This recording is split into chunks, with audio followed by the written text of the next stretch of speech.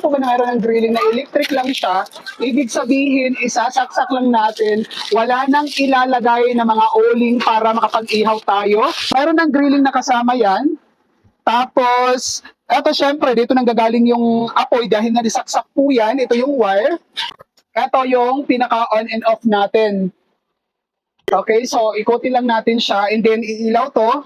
Meron pa po siyang free na kitchen knife. Included yung, meron siyang gunting and then meron siyang hasaan. Tapos yung peeler, meron din po pang balat ng prutas or gulay. Sa affordable na price, meron ka ng grilling or ihawan. By the way, meron niya pala itong tray na kasama para kapag nag-barbecue ka. So ito yung lagayan mo. Set lang na. Tapos, ito yung screw para lagayan naman nito.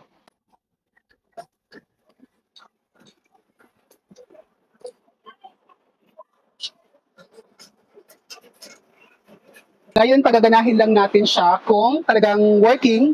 And then, kapag gumana, saka tayo bibili doon. At next video natin, ipapakita kung ano yung magiging resulta ng pagbabarbecue dito. So, working dahil umiilaw po siya.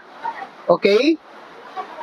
So, dito, I think, magkakaroon yan ng, mag-iinit yan dito. Ayan na, umusok na siya.